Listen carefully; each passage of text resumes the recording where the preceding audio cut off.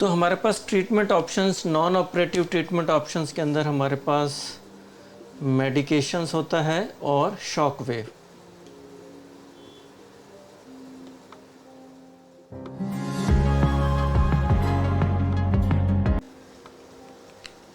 Good evening and welcome to my channel my health helpline. I am doctor R K दुआ।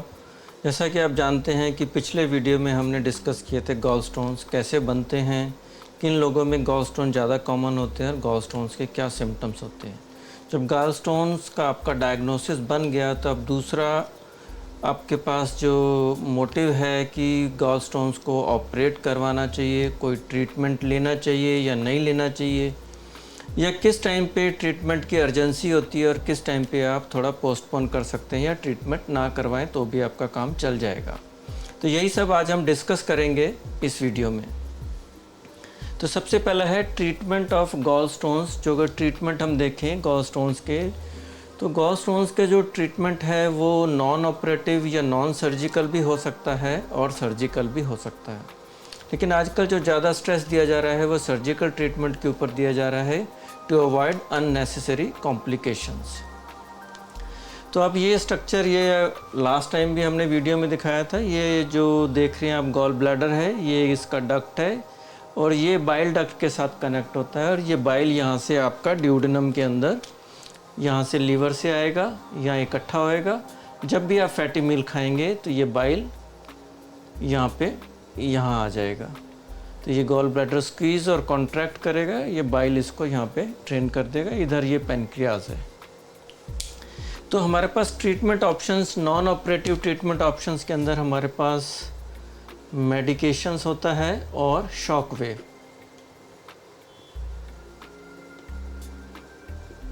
तो कोई भी treatment जो अगर हम नॉन मेडिकल चाह रहे हैं या हम सोच रहे हैं कि हम सर्जरी अभी ना करवाएं, मेडिकल ट्रीटमेंट के लिए हम तैयार हैं, तो मेडिकल ट्रीटमेंट के लिए सबसे बड़ा जो एक इंडिकेशन वो है कि गॉल ब्लैडर आपका फंक्शनल होना चाहिए एक। क्योंकि कोई भी प्रोसीजर हम करेंगे, गॉल ब्लैडर के स्टोन हम डिज़ोल्व करेंगे या उनको यहाँ पे तोड़ेंगे, तो ये छोटा जो कचरा जो है वो अल्टीमेटली यहाँ से होके ये आपके ड्यूडेनम में आएगा, इंटेस्टाइन में। तो वो कैसे आएगा? इसी रास्ते से आएगा। जो अगर ये रास्ता आपका यहाँ पे बंद है, यहाँ पे के स्टोन फंसा हुआ है या गॉल ब्लैडर कॉन्ट्रैक्ट नहीं हो रहा है, तो ऐसे के अंदर जो अगर यहाँ हमने डिज़ोल्व कर भी लिए तो ये जो कचरा जो यहाँ पे बच जाएगा, जो भी रेजिड्यू बच जाएगा, तो वो यहाँ कैसे आएगा? वो अंदर ही पड़ा रहेगा, फिर से दोबारा से स्टोन बनने के चांसेस हो सकते हैं। तो गॉल ब्लैडर कॉन्ट्रैक्ट होना ज़रूरी है, ये रास्ता पेटेंट होना बहुत ज़रूरी है। तो ये दो ऑप्शंस जो हैं। और तीसरा जो है मेडिकल ट्रीटमेंट के लिए जो अगर आप जा रहे हैं तो ये जो स्टोन्स हैं, ये स्टोन्स कोलेस्ट्रॉल स्टोन्स होने चाहिए जिसको हम डिज़ोल्व कर सकते हैं। पिगमेंट स्टोन जो हार्ड होते हैं, जो डिज़ोल्व नहीं हो सकते, ऐसे के अंदर हमारे पास मेडिकल ट्रीटमेंट का कोई ऑप्शंस नहीं है। ओनली कोलेस्ट्रॉल स्टोन्स ही डिज़ोल्व हो सकते हैं। तो जो ड्रग हमारे पास अवेलेबल है अर्सो डीऑक्सी CH कोलिक एसिड, तो यूडिलिप के नाम से। तो इस ड्रग को जो देने का है 3 to 6 months। और दूसरा एक चीज़ और है कि स्टोन्स 2 सेंटीमीटर से छोटे होने चाहिए। तो ये 3-4 इंडिकेशन जो मैंने बताया कि एक तो गॉल ब्लैडर कॉन्ट्रैक्ट होना चाहिए, दूसरा स्टोन कोलेस्ट्रॉल होने चाहिए, पिगमेंट स्टोन नहीं होने चाहिए, तीसरा है कि ये इनका साइज़ 2 सेंटीमीटर से कम होना चाहिए। अब दूसरा आता है शॉक वेव, जिसे हम बोलते हैं ESWL। ये ज़्यादातर कॉमनली यूज़ होता है किडनी स्टोन्स के लिए, तो हम इसको भी इसमें यूज़ कर सकते हैं। इसमें क्या है, पेशेंट यहाँ, जैसे सपोज़ ये पेशेंट का एब्डोमेन है, यहाँ पे हमने शॉक वेव हमने यहाँ से दिया स्टोन्स के ऊपर फोकस करके, तो ये स्टोन यहाँ पे टूट जाएंगे और जो चूरा बचेगा वो यहाँ से ड्रेन हो जाएगा। तो ESW का फुल फॉर्म है extra corporeal shock wave lithotripsy. Extra corporeal body के बाहर है, हमारे कॉर्पस के बाहर है, और यहीं से हम अल्ट्रासाउंड गाइडेड या एक्सरे गाइडेड रेज फोकस करेंगे स्टोन्स के ऊपर और यहाँ से शॉक वेव जाएंगी तो ड्यूरिंग शॉक वेव पेशेंट को थोड़ा सा डिस्कम्फर्ट हो सकता है, थोड़ा बहुत पेन हो सकता है। तो ये हमारा हो गया ESW हेल्प। अब हमारे पास आ जाते हैं operative options for gallstones. तो ऑपरेटिव के अंदर जो सबसे पहले जो सर्जरी की जाती थी वो ओपन मेथड से की जाती थी, जिसमें यहाँ पर जैसे यहाँ गॉल ब्लैडर है तो 4 से 5 सेंटीमीटर का इंसिजन लगा के ओपन करके ये गॉल ब्लैडर को यहाँ से निकाल लिया जाता था, जिसे हम बोलते हैं ओपन कोलिसिस्टेक्टमी। कुछ लोग उन टाइम पे ये 4 सेंटीमीटर का इंसिजन ना लगा के यहाँ पे 2-2.5 सेंटीमीटर का इंसिजन, खासकर इस तरह का इंसिजन तभी पॉसिबल हो सकता था दुबले पतले लोगों के अंदर। मोटे लोगों के अंदर इतना छोटे इंसिजन से कोलिसिस्टेक्टमी ओपन रूट से करना पॉसिबल नहीं होता। अब दूसरा ये आ गया हमारा ओपन, और आ गया फिर minimally invasive surgery. Minimally invasive surgery means, अच्छा एक चीज़ इससे पहले मैं आपको बता दूं, कोई भी सर्जिकल प्रोसीजर जो अगर गॉल ब्लैडर के लिए हम करते हैं तो अंदर प्रोसीजर वही रहेगा कि गॉल ब्लैडर को एक सिस्टमेटिक वे से अलग करना बॉडी से, उसको डायसेक्ट करके क्लिप करना और बाहर निकाल लेना काट के। वो हम ओपन प्रोसीजर करें तब भी हम वही करेंगे, लैप्रोस्कोपिक करें, रोबोटिक करें तो प्रोसीजर सेम रहेगा अंदर, लेकिन जो बाहर की जो एब्डोमेन के अंदर की जो हमारी एंट्री है उसके डिफरेंट रूट्स होंगे। जैसे ओपन वाले में है, हमने यहाँ से कट किया, हम एब्डोमेन के अंदर चले गए।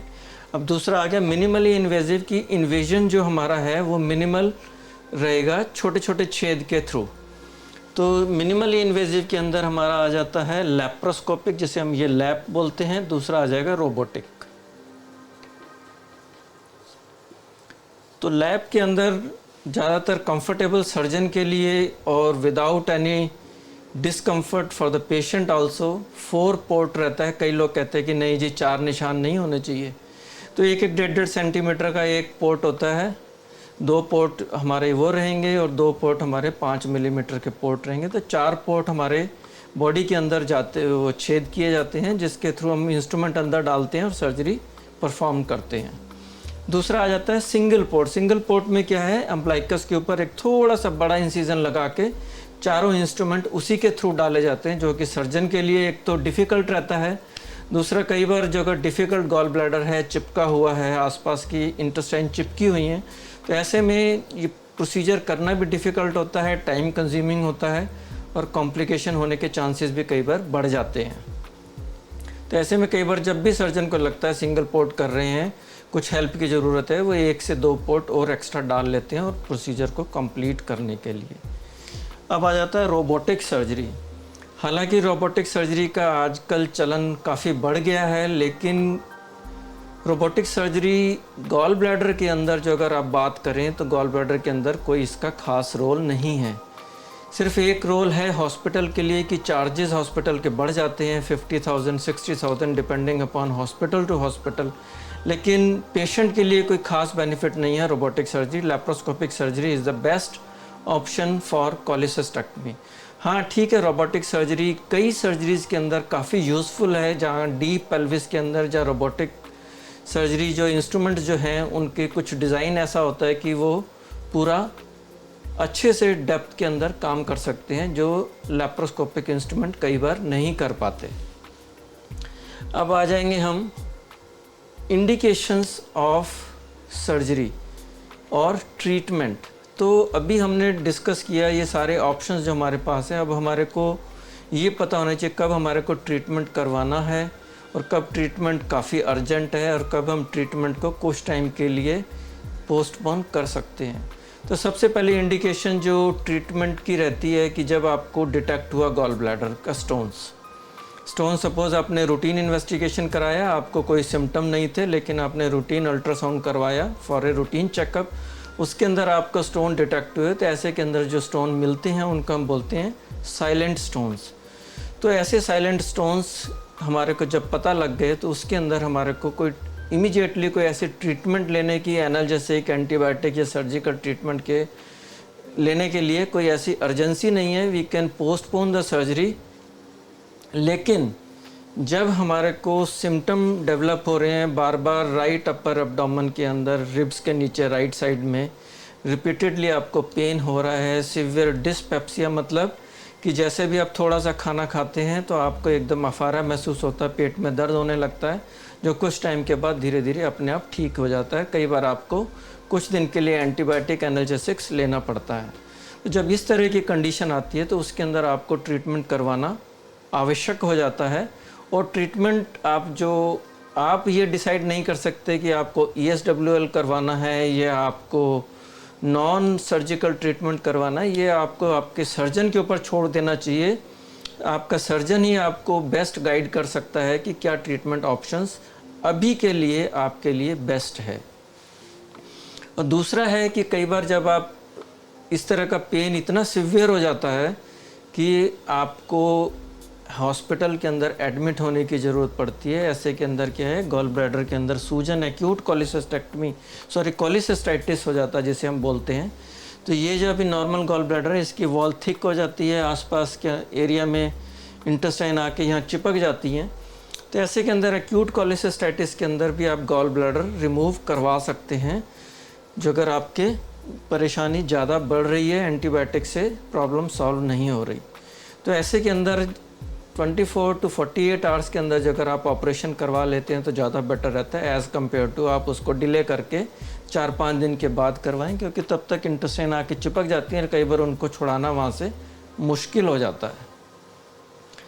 तब ये एक ऑप्शन हो गया। दूसरा ऑप्शन क्या रहता है कि कई बार हमारे को कोलिसिस्टाइटिस के साथ पेन होता है और उसके साथ कई बार ये स्टोन यहाँ आके फंस गया यहाँ पर, तो ये जो पेनक्रियाज का डक्ट है ये ऑब्स्ट्रक्ट कर जाता है। तो ऐसे में एक्यूट पेनक्रियाटाइटिस के साथ पेशेंट प्रेजेंट करता है, जो पेन इसको मिड अपर एब्डोमेन में पेन होगा, बैक में रेडिएट करेगा पेन, और ऐसा पेन कई बार पेशेंट को जानलेवा भी हो सकता है।